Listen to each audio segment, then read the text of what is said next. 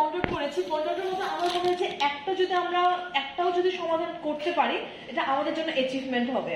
প্রথমে আমার হচ্ছে ভাষাগত সমস্যা। আমাদের হিস্ট্রিতে ডাইভার্সিটি অনেক বেশি। আমরা জানি যে আমাদের এখানে অলরেডি আদিবাসী কমিউনিটি কিন্তু আছে 11টা, তো বাঙালি সংস্কৃতি বলে আমরা 12টা কমিউনিটি আছে। তো আমাদের যে ভাষাগত সমস্যাটা হচ্ছে সবচেয়ে বেশি আমাদের হিস্ট্রিক্সের মধ্যে আছে। এর মধ্যে জাতিভিত্তিক শিক্ষক দক্ষতার অভাব। আমাদের এখানে সরকারি শিক্ষক নিয়োগ করা হচ্ছে ঠিকই, কিন্তু আমাদের ভাষাগত দক্ষতা, আমি মারমা কমিউনিটি থেকে বিলং করি, মারমা ভাষা পারি, বাংলা ভাষা পারি, আমি কি ত্রিপুরা ভাষা পারি কিনা, আমাকে যদি ত্রিপুরা কোনো পারে যদি স্কুলে দেওয়া হয়, আমি কি ওই শিক্ষাটা দিতে পারবো কিনা। এই যে আমাকে নিয়োগ করা হলো, নিয়োগ করার পর আমাকে আসলে কি ওই ভাষাগত দক্ষতার জন্য আমাকে কি আসলে দক্ষতা দিচ্ছে কিনা। যেমন মূলত এখানে একটু লিখেছে ট্রেনিং এর স্বল্পতা। এই ট্রেনিং এর মধ্যে ভাষাগত দক্ষতা বা ট্রেনিং স্কিল গুলা, এই যে আইসিটি সবকিছু আমরা এখানে বোঝানোর চেষ্টা করেছি। এটা হচ্ছে পর্যাপ্ত প্রযুক্তির অভাব। আমরা বলি ডিজিটাল বাংলাদেশ, স্মার্ট বাংলাদেশ, আমরা বলছি ঠিকই, আমরা হিলট্রেক্স বেস কতজন আসলে আমাদের যে সংসদে মন্ত্রী বা আমাদের সরকার কতটুকু ভাবছে আমাদের এই যে হিলট্রেক্স বেসের প্রযুক্তির কথা। আমরা প্রযুক্তিগত বাংলাদেশ, স্মার্ট বাংলাদেশ, আমাদের বান্দরবান, আমাদের হিলট্রেক্সে শুধু বান্দরবান ছাড়া বান্দরবান থেকে বের হলে নেটওয়ার্ক কতটুকু 4G কতটুকু আছে সেটা আমাদেরকে চিন্তা করতে হবে। আমি থানচিতে গেছি, থানচিতে কিন্তু নেটওয়ার্ক নাই।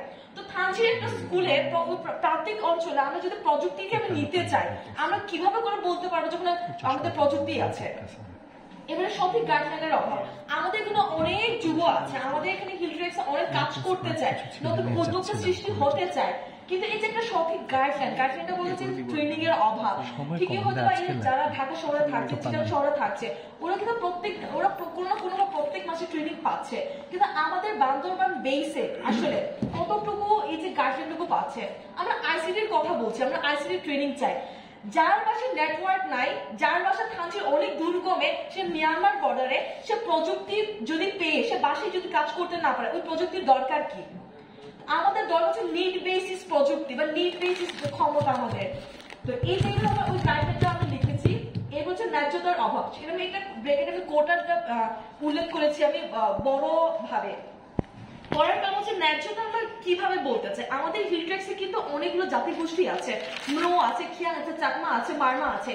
এই 12টা কমিউনিটির মধ্যেও আমরা বলতে পারি যে অনেকটুকু প্রিভিলেজ কি চাকমা এবং মারমা, অনেকটুকু প্রিভিলেজ, ওরা শহরে একটু সদরে বসবাস করছে।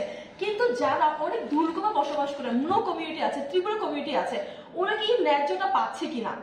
আপনি একটা গাছের মতো চড়াইতে বললেন, চড়ানোর পরে আপনি যদি একটা পঙ্গুকে বলেছেন আপনি গাছে চড়েন, সে তো চড়তে পারবে না, তার জন্য সেই এবিলিটিটা দিতে হবে, তাকে ওই গাছে চড়ার জন্য একটা সুযোগ দিতে হবে।